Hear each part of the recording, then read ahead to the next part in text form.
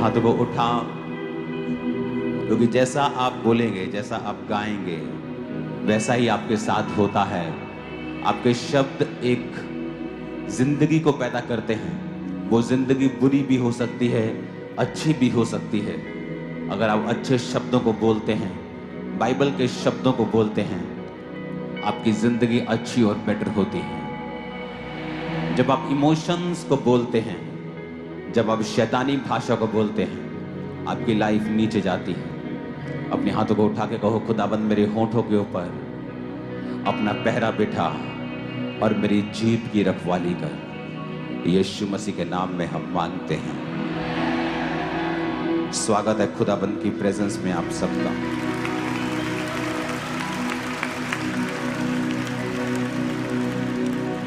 एक बच्चा जब छोटा होता है,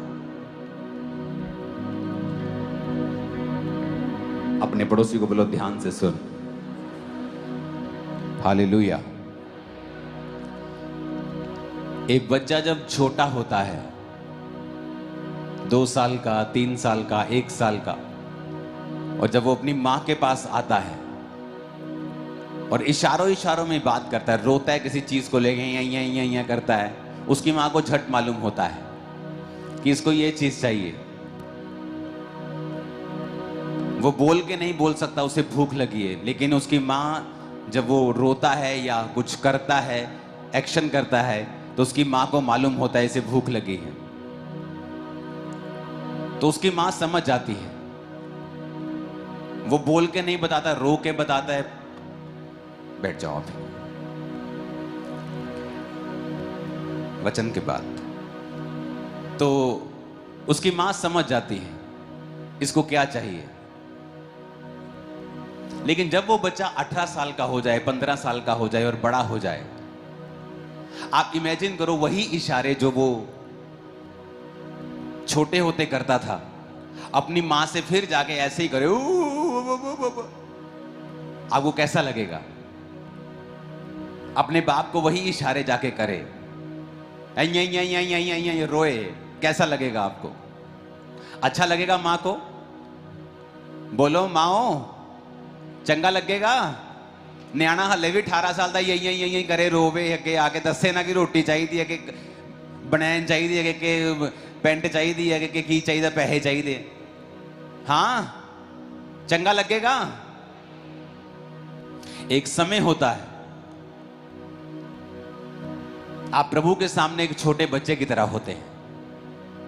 आप रोते हैं, आपको अच्छी तरह से प्रार्थना करनी भी नहीं आती, तो भी आपकी वो प्रेयर सुन लेता है,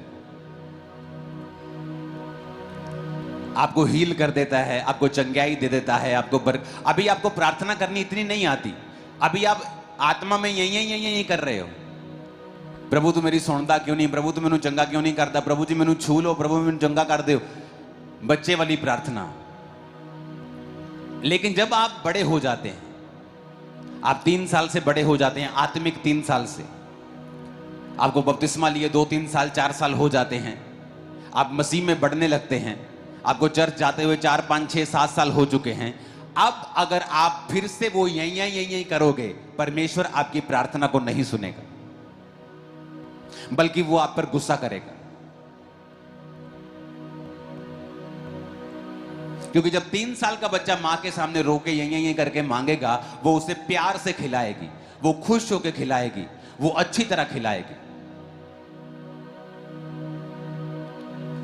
लेकिन जब 18 साल का, 15 साल का ऐसी हरकतें करेगा, तो वो गुस्सा करेगी। वो गुस्सा करेगी क्योंकि वो मां अब मैच्योरिटी को, बड़प्पन को एक्सपेक्ट करती है कि अब ये बच्चा बड़ों की तरह बात करे, अब ये बड़ों की तरह मांगे, अब ये सियाना हो जाए, अब ये बचपने की बातें छोड़ दे। आप प्रार्थना करते, प्रभु जी मुझे चंगा करो, प्रभु जी मुझे छू लो, प्रभु जी आप ऐसा कर दो, ऐसा कर दो। आप ऐसा क्यों नहीं करते? आपकी पहले कुछ दिनों की प्रार्थना, पहले कुछ महीनों की प्रार्थना वो सुन ली जाती थी, और आपकी सुन ली जाती थी, और आपको लगता है कि मैंने प्रार्थना की और मैं हील हो गया। लेकिन आपको यह नहीं पता, अब वो तो बचपना था आपका, आप छोटे बच्चे थे आत्मा में, और परमेश्वर आपकी ऐसी प्रार्थनाओं को भी सुन लेता था। लेकिन जब आप बड़े हो जाते हैं, जब आपकी उम्र आत्मा में बड़ी हो जाती है, आपको मसीह में आए 4 साल, 3 साल, 5 साल, 10 साल हो जाते हैं, अगर फिर से आप वही प्रार्थनाएं करेंगे तो वो प्रार्थनाएं जो पहले रिजल्ट लेके आती थी, अब वो रिजल्ट नहीं लेके आएंगी। और लोग कई बार क्वेश्चन करते हैं कि मैं जब पहले प्रार्थना मसीह में, जब मैं नया नया आया था ना, मैं प्रार्थना करता था ना, मेरी प्रार्थना सुनी जाती थी, मैं हील होता था। लेकिन अब मुझे ऐसा लगता है कि परमेश्वर मेरी प्रार्थना को सुनता नहीं। शायद वो नए नए लोगों को हील करता है, ऐसा नहीं है। क्योंकि तब आप जब नए होते हैं, आप बच्चे होते हैं आत्मा में, वो आपके करलाने को, चिल्लाने को, यूं को भी सुन लेता है, क्योंकि वो आपसे प्यार करता है और आपको सारी चीजें दे देता है। लेकिन जब आप आत्मा में बड़े हो जाते हैं, अब वो ये चाहता है कि आपको मांगना आना चाहिए। अगर आपको भूख लगी है तो रोने से नहीं, आपको मांगना पड़ेगा, माँ मुझे खाना दो। अगर आपको कपड़े चाहिए, आपको मांगना पड़ेगा, मुझे कपड़े चाहिए। अगर आपको बाहर जाना है, आपको किराया चाहिए, आपको पैसे चाहिए, आपको मांगना पड़ेगा। ट्यूशन फीस चाहिए, मांगना पड़ेगा। साइकिल चाहिए, मांगना पड़ेगा। आप बच्चे की तरह सिर्फ रोते थे, माँ आपका डायपर चेंज कर देती थी। आप रोते थे, आपको खाना देती थी। आप रोते थे, आपको सुला देती थी। वो सब कुछ जानती थी। लेकिन अब आपको ऐसे नहीं चलेगा। आपको जो कुछ चाहिए, आपको वही चीज स्पेसिफिकली, वो चीज आपको उन्हीं शब्दों में प्रभु से मांगनी पड़ेगी। और उसके लिए आपको बाइबल पढ़नी पड़ेगी और ये देखना पड़ेगा कि जो चीज मुझे चाहिए वो बाइबल में एग्जैक्टली कहां लिखी है। क्योंकि अगर मैं ऐसा नहीं करूंगा तो अब यहीं रोने से, चिल्लाने से, करलाने से परमेश्वर मेरी प्रार्थना को नहीं सुनेगा। चेले जा रहे नाव में और यीशु मसीह पीछे सो रहे हैं और तूफान आ गया नाव में। तूफान आ गया, सब नाव जब डूबने लगी, पानी भरने लगा। जब तूफान एक्सट्रीम चला गया तो चेले आके परमेश्वर को उठा के कहते हैं, प्रभु तेनु चिंता नहीं साडी, तेनु चिंता नहीं सी, तू सो रहे हैं परमेश्वर, तेनु चिंता नहीं सी, मर रहे हैं। परमेश्वर उठे और आप जानते हैं प्रभु को तो खुश होना चाहिए था कि संकट के दिन तू मुझे पुकार और मैं तुझे उत्तर दूंगा। प्रभु को तो खुश होना चाहिए कि हाँ मेरे बच्चों आओ मेरे पास, मैं यही चाहता था कि तुम मेरे पास आओ। लेकिन बाइबल कहती परमेश्वर उनसे नाराज हुए, यीशु मसीह उनसे नाराज हुए और प्रभु ने कहा, हे अल्प विश्वासियों, हे थोड़े विश्वासियों, तुम्हारा विश्वास कहां है।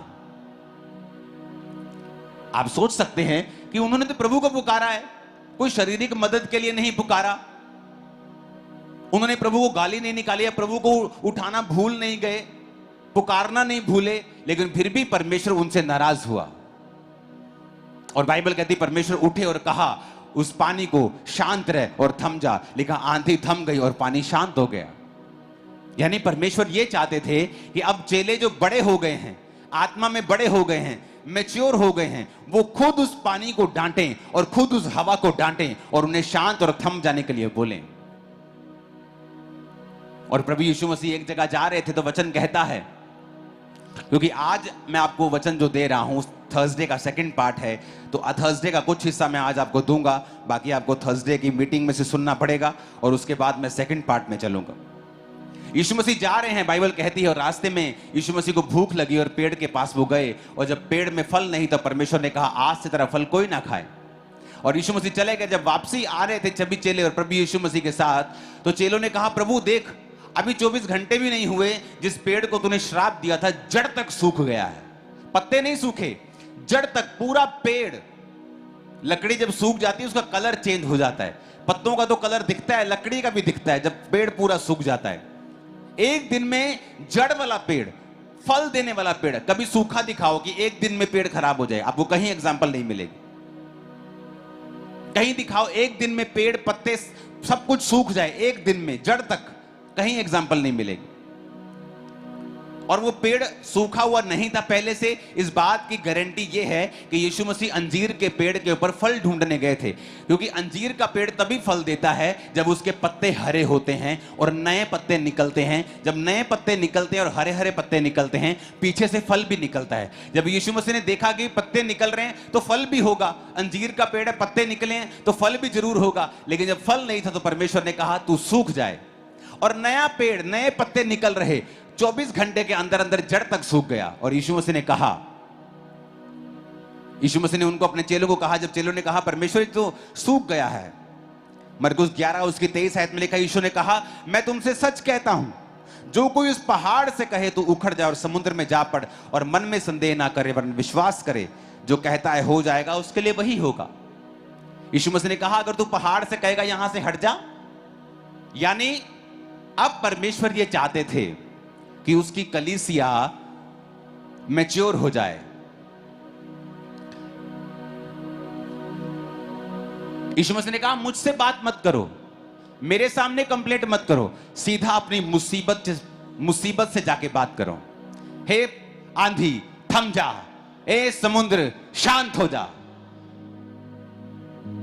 तुम मुझसे कंप्लेंट कर रहे हो अपनी बीमारी के बारे में, क्या तुम नहीं जानते कि मेरे कोड़े खाने से तुम चंगे हो चुके हो? तो प्रभु अब मैं क्या करूं? अपनी बीमारी से बात कर कि उसके कोड़े खाने से मैं चंगा हो चुका, तू यहां क्या कर रही है, तू यहां क्या कर रहा है, चल भाग यहां से यीशु मसीह के नाम। और कहता क्या कर, संदेह ना कर, समुद्र से बात कर, खुदा के पास मत जा कि प्रभु इस समुद्र को तू हटाता क्यों नहीं, इस पहाड़ को तू हटाता क्यों नहीं। परमेश्वर ने कहा पहाड़ से बात कर, डायरेक्टली अपनी मुसीबत से बात कर, बीमारी से बात कर, शैतान से बात कर, कर्जे से बात कर, तेरी बात को वो सुनना पड़ेगा उनको। अब रोते रोते आते हैं प्रेयर लाइन में, मेरे पर डिले का आत्मा काम करता है, मैं जो भी काम करता हूं डिले हो जाता है। तो तेरे शब्द कहां हैं? तो तेरे शब्द कहां हैं? बोल सुबह सुबह उठ के कि डिले का आत्मा मेरी जिंदगी में कभी काम नहीं कर सकता। आज से मैं सुपरनैचुरल स्पीड में आगे बढ़ रहा हूं, परमेश्वर मेरे साथ है, आज से खुदाबंद का फेवर मेरे साथ है और मैं आगे जा रहा हूं। कहां रहेगा डिले? वो मर जाएगा, वो शर्मिंदा हो जाएगा, तुम्हारी जिंदगी और बिजनेस को छोड़ के चला जाएगा इन जीसस नेम। परमेश्वर ने जब मूसा को लाठी दी, मूसा को अधिकार दिए, सामने साथ समुद्र और पीछे थी फिरौन की सेना, और मूसा भागा भागा गया परमेश्वर के पास, ए प्रभु जी, परमेश्वर यहोवा, मैं तेरे नाम की दुहाई, प्रभु कहता चुप कर, क्यों मेरे नाम की दुहाई दे रहा तू? हम सोचते हैं यार हम तो परमेश्वर के पास आए हैं, हम तो प्रभु के नाम की दुहाई दे रहे हैं, प्रभु नाराज हो रहा है। यहोवा पिता ने कहा क्यों मेरे नाम की दुहाई दे रहा है? तेरे पास जो छड़ी है उसे समुद्र के सामने लेके जा और उसे दो भाग कर दे। तेरे पास अधिकार है, क्यों तू उनका इस्तेमाल नहीं कर रहा है? तेरे पास मैंने वचन दिए हैं, तेरे मुंह में सामर्थ है, तेरे शब्दों में ताकत है, क्यों तू उनका इस्तेमाल नहीं कर रहा है?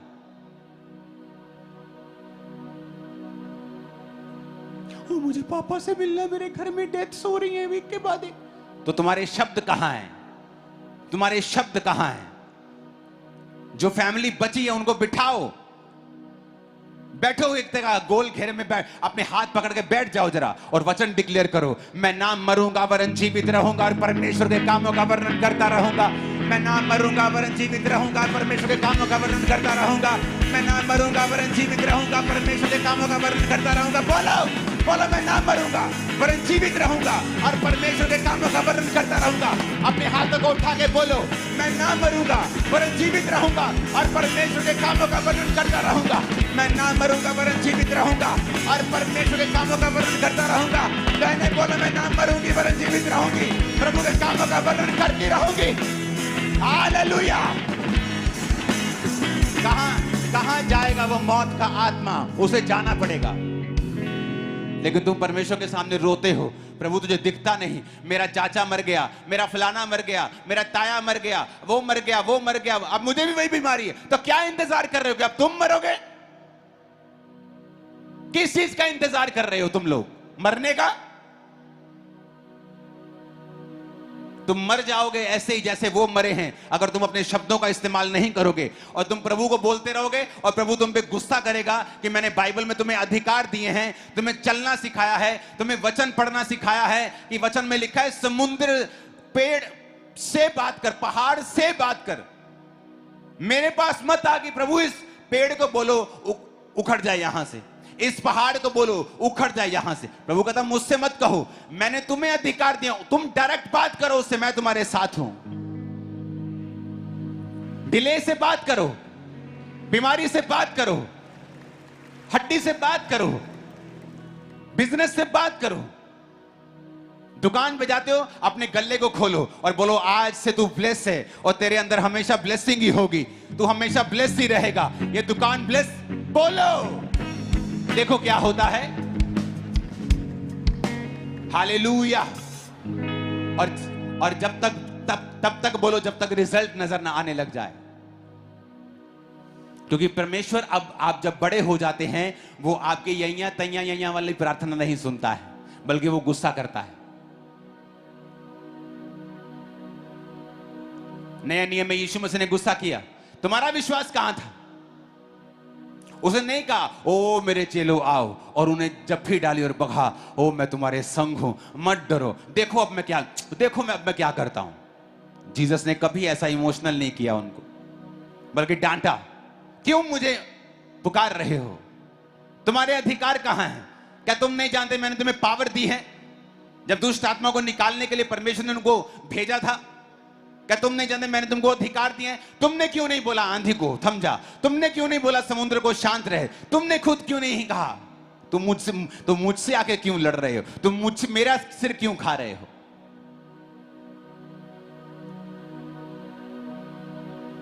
Hallelujah, hallelujah.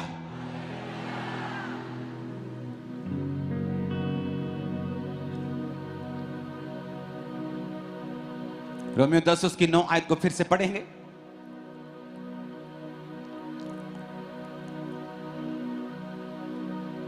अपने हाथों को उठा के बोलो हालेलुया।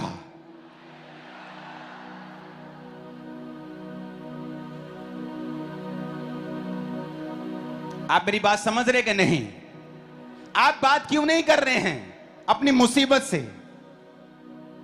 आपका जो बेटा बिगड़ा हुआ है, आप प्रार्थना में शब्दों को क्यों नहीं उसके ऊपर रिलीज कर रहे हैं कि यीशु के नाम में मैं देखती हूं आप अपनी आत्मा में मेरा बेटा बदल रहा है, यीशु के नाम में वो बदल रहा है, यीशु के नाम में वो नशों को छोड़ रहा है, खुदावंत का आत्मा उसे छू रहा है। आप क्यों नहीं बोलते? अभी तक आप बच्चे बने हुए हैं। जब एक 18 साल का बेटा, 18 साल का बच्चा, बेटी डायपर लगा के अपनी मां के सामने जाएगी तो मां खुश नहीं होगी। और बेटे के बोले टॉयलेट जा, तू डायपर क्यों लगा के बैठा है? और बच्चा बोले नहीं मुझे अभी डायपर में ही करना है, तो मां खुश नहीं होगी। लेकिन अगर बच्चा डायपर में ना करे सुसु, तो मां दुखी होती कि बेटा डायपर में करना है, ऐसे बेड पे नहीं करना है। फर्क देखो, उम्र का फर्क है। लेकिन आपको अभी भी डायपर चाहिए, अभी भी आपको दूध चाहिए, आपको अन्न नहीं चाहिए, क्योंकि अन्न आपको पचता नहीं है। इसको आधा करके इधर ईश्वर की भी खोलेंगे साथ में। ये 2 मिनट में मैं आपको समझाऊंगा, उसके बाद मैं सेकंड पार्ट में चलूंगा।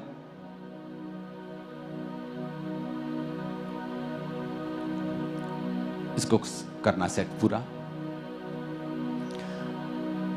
अपनी स्क्रीन पे देखेंगे मरकुस 10 उसकी 9 आयत। यदि तू अपने मुंह से यीशु को प्रभु जानकर अंगीकार करे और अपने मन से विश्वास करे कि परमेश्वर ने उसे मरे हुओं में से जिलाया, तो तू निश्चय उद्धार पाएगा। अपने पड़ोसी को बोलो ऊंचा पढ़ना, और मैं 1 2 3 बोलूंगा, आप इस आयत को पढ़ेंगे। 1 2 3 कि यदि तू अपने मुंह से यीशु को प्रभु जानकर अंगीकार करे और अपने मन से विश्वास करे कि परमेश्वर ने उसे मरे हुओं में से जिलाया, तो तू निश्चय उद्धार पाएगा। आमीन। अब मैं आपको शॉर्ट में समझाऊंगा, अगर लंबा समझना है तो वीरवार की मीटिंग देखना। ओके, इसको समझाना है, ध्यान से देखना। इसमें 3 चीजें हैं। पहला, हम रिजल्ट देखेंगे, यू विल बी सेव्ड। 1 2, इसमें 3 चीजें हैं। पहला है यू विल बी सेव। तीसरा, पहला है इफ यू एक्नॉलेज, ये है पहला। कन्फेस विद योर लिप्स, अपने मुंह से अंगीकार करना, ये है दूसरा। प्रभु ने कहा अगर तू एक्नॉलेज करे, सेकंड कन्फेस करे, तो तू सेव होगा।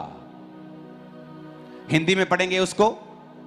मुंह से यीशु को प्रभु जानकर अंगीकार करे और मन में विश्वास करे तो तू निश्चय उद्धार पाएगा। अब पहला है बिलीव करना एंड एक्नॉलेज करना। ये इकट्ठा आता है, बिलीव एंड एक्नॉलेज। इसका मतलब है कि एक वचन पर विश्वास करना और उसे समझ जाना। दूसरा आता है फिर उसका अंगीकार करना। मैं इसे हिंदी में लिख देता हूं। कन्फेशन, अंगीकार करना। और तीसरा आता है फिर तू सेव हो जाएगा, बच जाएगा, हील हो जाएगा, डिलीवर हो जाएगा। क्योंकि सेव का मतलब है यूनानी भाषा में सोजो। सोजो का मतलब है, इधर देखो, save, deliver, protect, heal, preserve, do well and be make whole. Yeshu ने कहा अगर तू ये उद्धार के बारे में जो बाइबल कह रही है, फिर से उस आयत को देखेंगे तो निश्चय उद्धार पाएगा। ये उद्धार का मतलब है सोजो। असली भाषा में जो वचन है सोजो, इसका मतलब सिर्फ आत्मिक उद्धार नहीं है। लोग बोलते हैं आत्मिक उद्धार की बात करो। जीसस ने अकेले यहां पर बाइबल में आत्मिक उद्धार की बात नहीं की है। इसमें पहला है आत्मिक उद्धार, लेकिन ये कंप्लीट नहीं हुआ। पहला है टू सेव।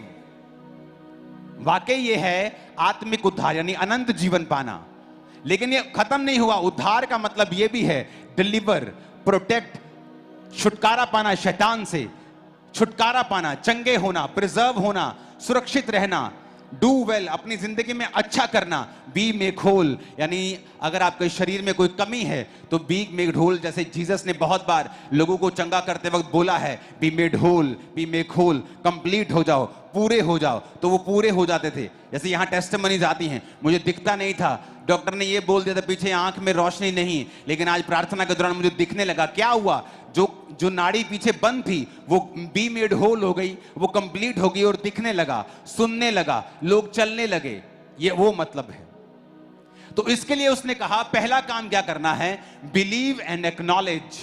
एक्नॉलेज करना, किसी चीज को देखना और उसको एक्नॉलेज कर लेना, उसको समझ लेना कि परमेश्वर ने मेरी गरीबी के लिए ये किया है, उसने मेरी बीमारी के लिए उस कोड़े खाए हैं। एक्नॉलेज कर लेना कि कोड़े मेरी बीमारी के लिए हैं।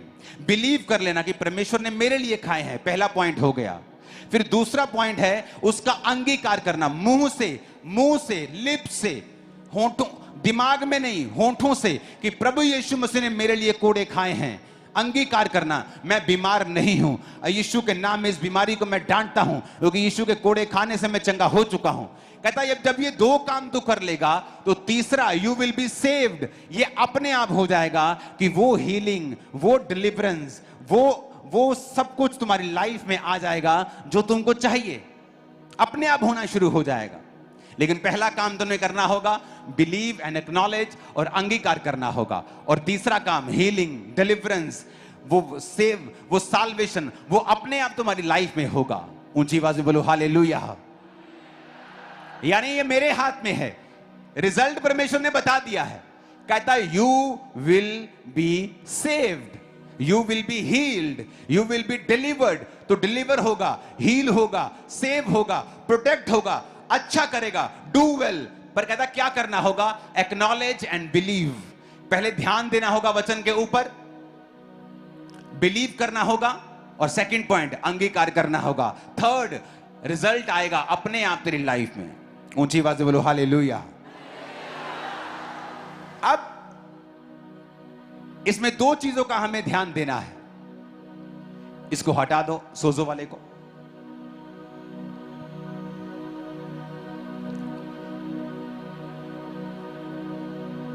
प्लेन पेज देना यहां। पहली बात, अपने पड़ोसी को बोलो विश्वास करना है। फिर से बोलो विश्वास करना है। बोलो विश्वास करना है। किसके ऊपर?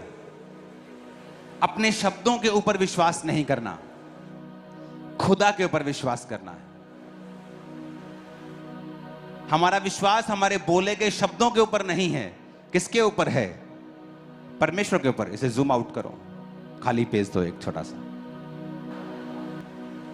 किसके ऊपर? अपने शब्दों के ऊपर विश्वास नहीं करना, खुदा के ऊपर विश्वास करना है।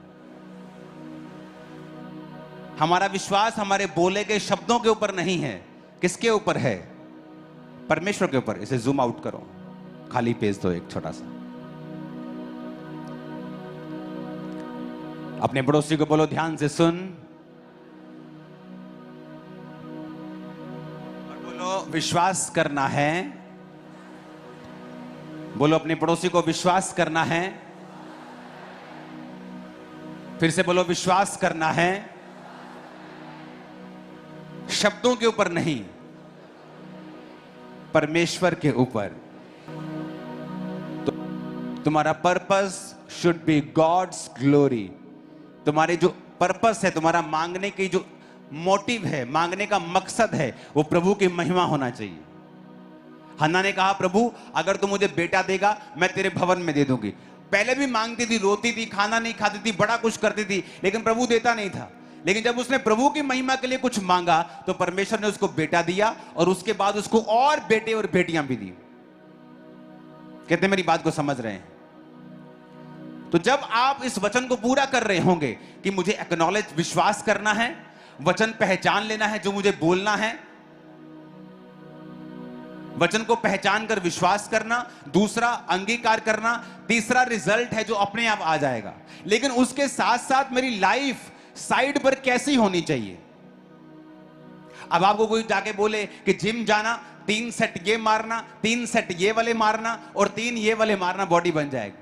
वो बात तो ठीक कर रहा है, लेकिन साइड साइड में आपकी पर्सनल लाइफ में आपको क्या खाना है, कैसे सोना है, ये भी बताया जाता है। अगर आप वो पूरा नहीं करते तो ये भी चीज पूरी नहीं होती।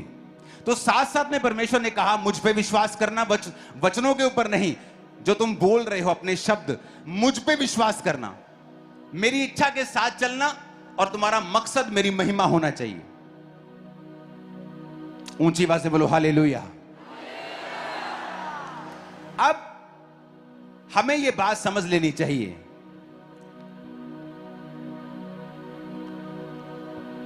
कि क्यों परमेश्वर यह कह रहा है। क्योंकि अगर आप प्रभु की विल में, अलाइनमेंट विद गॉड्स वर्ड, अगर आप ये वचन बोलते बोलते, बाइबल के वचन का अंगीकार करते करते अगर आप चोरी करते हैं, आप चोर हैं, आप अपने बिजनेस में, अपने काम में, अपनी ड्यूटी में, आप अपनी जॉब में, अपनी नौकरी में, अपने मालिक की आप चोरी करते हैं, तो आपके बोले गए वचन काम नहीं आएंगे। क्योंकि आपको गॉड्स की विल के साथ अलाइन होना पड़ेगा कि अगर आप चाहते हो कि आपके बोले गए वचन एक फल को पैदा करें और वो व्यर्थ ना हो। अगर आप मिट्टी में बीज बोते हो तो आप उस मिट्टी की गोडी करते हो, आप उसको बीज बोते हो, आप उसको पानी देते हो, आप फिर उस पर ट्रैक्टर नहीं चलाते हो, आप उसको खराब नहीं होने देते, आप उस बीज की, उस मिट्टी की रक्षा करते हो कि यह फल लेके आए। उसी तरह से आपके बोले गए वचन बीज हैं। आप जब बोलेंगे वो आएंगे, फल आएगा, लेकिन आपको अपने बोले गए बीजों की, अपने बोले गए वचनों की रक्षा करनी पड़ेगी, और रक्षा होगी आपके चरित्र से, आपके कैरेक्टर से। अगर आप गाली निकालने वाले व्यक्ति हैं, आपके बोले गए शब्द कभी भी फल नहीं लेके आएंगे जो आप परमेश्वर में बोलेंगे। आप अगर व्यभिचार में हैं, आप कभी भी परमेश्वर के उस प्रभाव को, उस ग्रेस को अपनी लाइफ पर कभी नहीं देखेंगे, चाहे आप परमेश्वर के घर के पुलपट के ऊपर क्यों ना खड़े हों। तो अलाइनमेंट विद गॉड्स विल, ये बहुत इंपॉर्टेंट है। बाइबल कहती है, एक पिक्चर को जो मैंने आपको भेजी वो यहां हम देखेंगे। इस पिक्चर को बड़े ध्यान से देखना। ये हमें एक चीज दिखाती है। ये जो आपके सामने हम देख रहे हैं, मैं आपको इसका एक हिस्ट्री बताता हूं। दूसरा राजा में उसके 25 बाप में लास्ट समय आ गया था। क्योंकि होता क्या था, जब दाऊद राजा बना, शाऊल बना, जब शाऊल हट गया, अपनी कुकर्मों की वजह से दाऊद बन गया। दाऊद ने पूरी उम्र तक राज भोगा, फिर उसका बेटा राजा बना। सुलेमान परमेश्वर के वचनों पे चला नहीं, तो परमेश्वर ने कुछ वायदे जो उससे किए थे उनको घटाना शुरू किया। और सुलेमान के बच्चे के बाद बच्चे, जब पोते पड़पोते राजे बनते गए, तो बाइबल कहती है कि वो परमेश्वर से हटते गए, तो प्रभु उनको हरा देता था, उनके राज को छोटा कर दिया, उनके प्रभाव को पूरे एरिया में कम कर दिया, उनके राज्य को छोटा कर दिया। तो परमेश्वर उनको दुख दे रहा था। जब इंसान पाप करता है तो परमेश्वर उसकी लाइफ को छोटा कर देता है, आशीषों को कम कर देता है, उसे दुखी कर देता है, चारों तरफ से उसे बांध देता है। पर वो दिखाने के लिए होता है कि मैं तेरी लाइफ में देख क्या कर रहा हूं, अब तुझे सुधरना पड़ेगा, और जब तू सुधर जाएगा मैं फिर से वही बरकत तेरी लाइफ में दे दूंगा। लेकिन वचन कहता है कि वो राजे सुधरे नहीं, और जब आप लगातार आप परमेश्वर के वचन को डिक्लाइन कर देते हो, उसको आप निराधार बनाकर अपनी लाइफ से फेंक देते हो, और प्रभु की योजनाओं पर आप मन नहीं लगाते, तो फिर परमेश्वर ने फैसला किया, अब मैं बड़ी सजा इनको दूंगा। वो क्या थी? परमेश्वर का भवन जो सुलेमान ने बनाया था, उसमें से सोने चांदी के बर्तन, पीतल से भरा हुआ, सोने चांदी से भरा हुआ पूरा यरूशलेम की महिमा, परमेश्वर ने एक राजे को भेजा, और उस राजे ने अपने उस यरूशलेम को घेर लिया। जब यरूशलेम को बहुत देर तक वो घेरे रहा, वहां खाने पीने की कमी होने लगी, महंगी होने लगी चीजें, क्योंकि सप्लाई सारी पीछे से बंद हो गई। जब बंद हो गई तो वो राजा हारने लगा, और बाइबल कहती है कि नबूकदनेस्सर ने जाके सारा कुछ खत्म कर दिया, परमेश्वर का भवन भी खत्म कर दिया, उसके सारे बर्तनों को ले लिया। और ये परमेश्वर ने किया, शैतान तो टच भी नहीं कर सकता था, प्रभु ने किया। और एक बड़ी सजा देकर उसकी महिमा को, उस शहर की, यहूदियों की महिमा को मिट्टी में मिला दिया, राजा की महिमा को मिट्टी में मिला दिया, क्योंकि उसने परमेश्वर के वचन की ओर ध्यान नहीं दिया था। यह थी परमेश्वर की लास्ट सजा। जब आप मुड़ते नहीं, जब आप हटते नहीं, और लगातार सालों साल परमेश्वर आपसे बात करता है और आप नहीं सुनते, तो परमेश्वर ने काम किया। लेकिन परमेश्वर दयालु परमेश्वर भी है। कुछ सालों के बाद यिर्मयाह ने प्रोफेसी की कि परमेश्वर फिर से उन लोगों को बसाएगा, और फिर से बेबीलोन के बंधनों से मुक्त करके वापस उन्हें इजराइल में लेके आएगा और यरूशलेम में लेके आएगा। जब मुझे परमेश्वर ने कहा यरूशलेम नगर फिर से बसाया जाएगा, और बहुत से सालों की कड़ी मेहनत के बाद, दुखी होने के बाद, जब लोग रोने लगे, जब लोग प्रार्थना करने लगे, गलती का एहसास हुआ, क्यों हमने तौबा नहीं की, क्यों हम परमेश्वर के वचनों के ऊपर नहीं चले, तो बाइबल कहती है परमेश्वर ने राजा के दिल में डाला।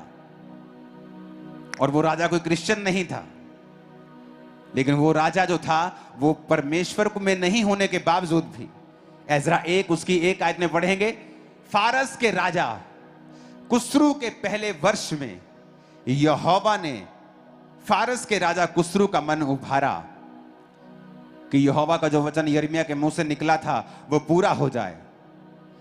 इसलिए उसने अपने समस्त राज्य में प्रचार करवाया और लिखवा भी दिया। 2 आयत, फारस का राजा कुस्रू यूं कहता है, स्वर्ग के परमेश्वर यहोवा ने पृथ्वी भर का राज्य मुझे दिया है, और उसने मुझे आज्ञा दी है कि यहूदा के यरूशलेम में मेरा एक भवन बनवा।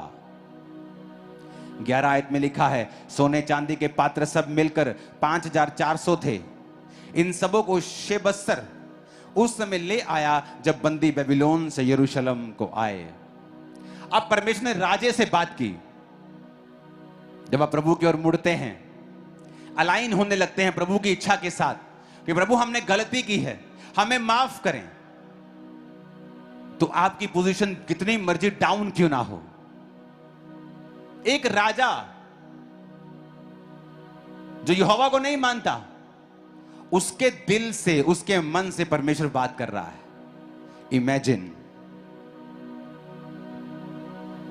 इमेजिन करो, किसी देश का प्रधानमंत्री क्रिश्चियन नहीं है, लेकिन उसके दिल में आ रहा है कि यहां पर परमेश्वर का बड़ा भवन होना चाहिए। और किन लोग, कौन लोग जो उसके बंधुए हैं, जिनको भेजने का मतलब है फ्री के कितने मजदूर भेज रहा है, इकोनॉमी इफेक्ट होगी, लेकिन क्योंकि वो लोग प्रार्थना कर चुके हैं, वो लोग परमेश्वर की इच्छा के साथ अलाइन हो चुके हैं, तौबा कर चुके हैं, तो वो हम गीत गा रहे थे ना, एक काम तू नया करेगा, बियाबान में दरिया बहेगा। वो बियाबान में दरिया बहने वाली बात है कि राजे को परमेश्वर कह रहा है मेरा भवन बनवा, और बंधुए जो हैं वो चले जाएं। सोने चांदी के 4000 बर्तन, लाखों करोड़ों रुपए का माल कहता ले जा, शेबस्सर ले जा, जा अपने यरूशलेम में जा और यहोवा का भवन बनवा। जबकि कितने यहोवा से नफरत करने वाले लोग राजा के आसपास रहते थे। हो सकता है राजा के कई स्पेशल मंत्री परमेश्वर से नफरत करने वाले हैं, लेकिन फिर भी परमेश्वर ऐसा काम कर रहा है। क्यों? क्योंकि इंसान तौबा कर चुका है। वो परमेश्वर की अलाइनमेंट इच्छा के साथ अलाइन करने के लिए, प्रभु की इच्छा में चलने के लिए अपने मन को तैयार कर चुका है। तो परमेश्वर राजाओं के मनों को बदल रहा है। हालेलुया, ऊंची आवाज से बोलो हालेलुया। लिखा all the vessels of gold and silver were 5400।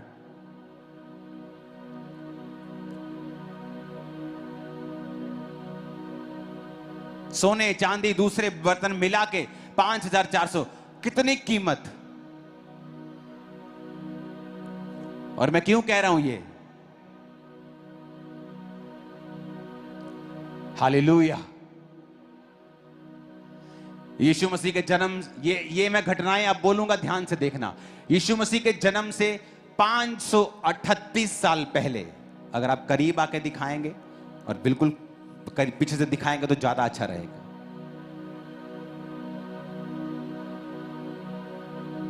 राजा ने डिक्लेयर किया कि ज्यू जो हैं यहूदी यरूशलेम में जाएं और अपने भवन को बनाएं।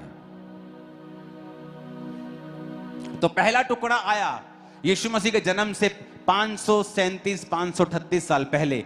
पहला टुकड़ा आया शेशबज्जर के द्वारा। वही 9 आयत 11 आयत जहां पर लिखा है शेशबज्जर ने वो 5400 बर्तन लेके वो यरूशलेम को चला गया। The first wave of exiles returns, पहला जत्था यरूशलेम में वापस आ गया, क्योंकि भविष्यवाणी पूरी हुई जो यिर्मयाह ने की थी कि ये लोग वापस जाएंगे और परमेश्वर उनको फिर से बसाएगा। जोर से कहो हालेलुया। अब जब वो आए, कुछ साल वहां पे रहे, क्योंकि सालों से, ऑलमोस्ट सदी से छोड़ा हुआ था अपना देश। आए और फिर से अपने घरों को बनाया, फिर से सेटिंग करनी स्टार्ट की, और उसमें कुछ साल लग गए। फिर 515 साल पहले, यानी उस घटना के 15 के साल बाद, 15-20 साल बाद, जो परमेश्वर का भवन था, टेंपल रीबिल्ड, जो भवन था अंडर द लीडरशिप ऑफ जेरुब्बाल की लीडरशिप में, वो भवन जो था वो बनना शुरू हुआ। जो मैंने आपको पिछले संडे बताया था कि लोग उसका विरोध करने के लिए आए, पहले मिलने के लिए आए कि हमें भी भवन बनाने के लिए ले लो। उन्होंने नहीं लिया, बहुत विरोध हुआ, लेकिन वो विरोध काम नहीं आया, और एंड में भविष्यवाणियां करते रहे परमेश्वर के नबी उसके लिए। और वो सेकंड भवन जो था यीशु मसीह के जन्म के 515 साल पहले, जब वो यानी 538 साल पहले आए थे, यानी थोड़े सालों के बाद, 20-25 साल के अंदर अंदर वो भवन कंप्लीट हो गया। उसके काफी सालों के बाद फिर एज्रा वहां पे पहुंचा। स्क्राइब था वो, यानी एक शास्त्री था। अब समझने वाली बात यह है कि पहले परमेश्वर ने उनको भेजा, जाओ और अपने नगर में जाओ, बर्तन ले जाओ और भवन बनाओ। वो आ गए। कुछ सालों के बाद उन्होंने भवन बनाना शुरू किया। अब और कुछ सालों के बाद वहां पे एज्रा आया, और बाइबल कहती है जब एज्रा वहां पे आया तो एज्रा ने उनको प्रचार किया। एज्रा ने परमेश्वर के वचन की, जिसको तोरा बोलते थे पुराने भाषा में, उसको प्रचार किया। क्यों? एजरा ने बताया कि बेटियों, तुम्हारे पूर्वज जब इज़राइल में रहते थे बड़े मजबूत थे, बड़े बड़े राजा उन्होंने मार दिए, बड़े बड़े काम किए, शैतान कभी काम नहीं कर पाता था। पर जब उन्होंने पाप किया और प्रभु ने उनको तौबा करने का मौका दिया, जब सालों साल वो तौबा नहीं की और प्रभु ने भवन को नष्ट करके उनको बेबीलोन की बंधुआई में भेज दिया, और जब तुमने फिर प्रार्थना की और परमेश्वर ने तुम पर दया करके वापस भेजा, वापस भेजने के बाद तुमने भवन बनाया जिसका विरोध हुआ, लेकिन वो बन गया, अब फिर से वो गलती दोबारा मत करना। क्योंकि एजरा जानता था, प्रभु जानता था कि अगर ये अपने कैरेक्टर को नहीं सुधारेंगे, ये फिर से उसी मुसीबत में आ जाएंगे। जब एजरा आया तो उसने कहा, तुम जितने यहूदियों ने अन्य जातियों से शादियां की हैं, अलग हो जाओ, तुमको अलग कर दिया जाता है। एजरा कोई बहुत लव्ड इंसान नहीं था, लोग उससे नफरत भी करते थे। क्यों? क्योंकि वो लोगों के पाप के ऊपर बोलता था। अगर किसी ने गलत शादी की है तो वो खत्म कर देता था, उनको शादियां खत्म फिनिश कर देता था। उसका कितना विरोध हुआ होगा कि तुझे क्या लेने देना है हमारी शादियों से, तुझे क्या लेने देना है हमारी पर्सनल लाइफ से। कितना हेट किया होगा, कितनी उसके खिलाफ युद्धबंदी की होगी, कितनी उसके खिलाफ पॉलिटिक्स हुई होगी। आज लोगों को चर्च में कोई दो लोग कुछ बोलते, कहते पॉलिटिक्स हो रही, मैं जा रहा हूं। जहां परमेश्वर का काम हो रहा है वहां शैतान भी काम करने की कोशिश करता है। लेकिन एजरा अपनी बात से हटा नहीं, और वचन कहता है यीशु मसीह के जन्म से 450 साल पहले एजरा आया और उसने सारे वचनों को बोला, लोगों ने सुना, लोगों ने माना भी। यीशु मसीह ने कहा 38 साल के रोगी को चंगा करके, फिर से पाप मत करना, फिर ना ऐसा ना हो भारी मुसीबत तेरे पे आ जाए। एजरा भी यही कह रहा था कि यरूशलेम बना, भवन बना, ढह गया, तुम बंधुआई में चले गए, अब वापिस आए हो दुखी होकर, फिर से प्रभु ने महिमा दी है, अब फिर से पाप मत करना। इसलिए परमेश्वर ने कंप्लीट भवन बना दिया, पर यरूशलेम को पूरा नहीं किया। उसकी चार दीवारी और फाटक अभी भी जले हुए थे, अभी भी टूटे हुए थे। कई बार परमेश्वर आपकी लाइफ में काम करता है, आपको दो चीजें चाहिए। आप बीमार थे, आपको हीलिंग चाहिए, आप कर्जे में, बंधनों में हैं, आपको छुटकारा चाहिए।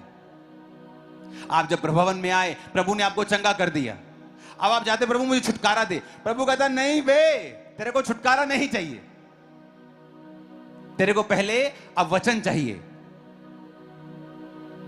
क्योंकि अगर तुझे छुटकारा भी मिल गया, हीलिंग भी मिल गई, फाइनेंस भी मिल गया, और वचन तुझे पता नहीं, तो वापिस अपनी पुरानी लाइफ को जिएगा और ये चीजें दोबारा 7 गुना होकर, बुरी होकर वापिस आएंगे। तो परमेश्वर ने कहा इससे पहले कि इससे एजरा के 12 साल बाद, 13 साल बाद नेहेम्या आया।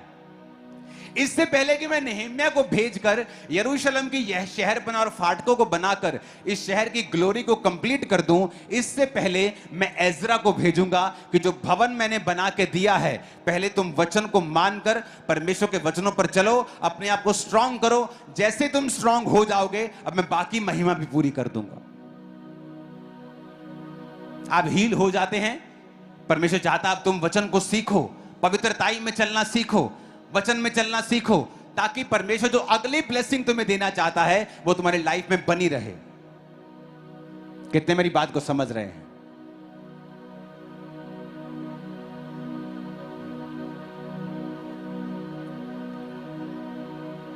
ऊंची आवाज में हालेलुया बोलो। आपको समझ आ रही है कि नहीं? नहीं आ रही है तो बताओ मेरे को, मैं बंद करूं। आ रही है कि नहीं? आ रही है ना? देखो, परमेश्वर ने एजरा और नेहेम्या को इकट्ठा भी तो भेज सकता था। 12 साल का फर्क कोई फर्क नहीं होता। इकट्ठा भी तो यरूशलेम की शहरपना बना सकता था ना। जब भवन बना, भवन कॉस्टली था। अगर आप अपनी बाइबल में पढ़ेंगे ना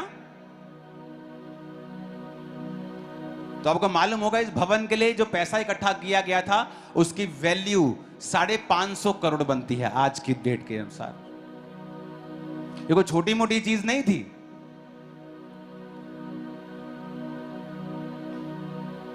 और कौन बना रहे हैं? मजदूर बंधुए। खुदा उनके साथ था, वो आपके साथ है। बहुत से लोग अमीर थे, उन्होंने बोया सोना चांदी, चीजें, वस्तुएं। परमेश्वर ने कहा नेहम्याह को भेजने से पहले मैं एजरा को भेजूंगा, और एजरा को भेजा। यीशु मसीह के 538 साल पहले उसने राजे से बात की।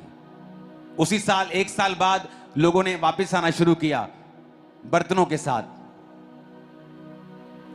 उससे 15-20 साल बाद वो बिल्डिंग, वो खुदावंद का भवन बनना शुरू हुआ जेरुब्बाबेल के नेतृत्व में।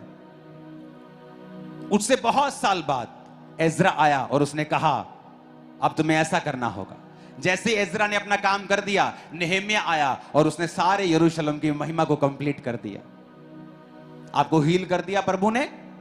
अब उसके वचन पे चलो, क्योंकि जो अगला काम वो करेगा आपकी महिमा को स्ट्रॉन्ग करके आपको खड़ा कर देगा, आपकी लाइफ को कंप्लीट कर देगा। कितने मेरी बात को समझ रहे हैं? प्रभु वेट करता है कई बार कि आप सुधर जाओ। उसने आपको एक चिन्ह दे दिया, आपकी लाइफ में चंगियाई दे दी, आपको प्रूफ कर दिया वो जीवित है। पर उसके बाद अब वो चाहता है अब आप वचन को सीखो। लोग रोते थे जब वचन एजरा बोलता था। बड़े बड़े सुधार किए एजरा ने। जब सुधार हो गए, खुदा ने नेहम्याह को भेजा।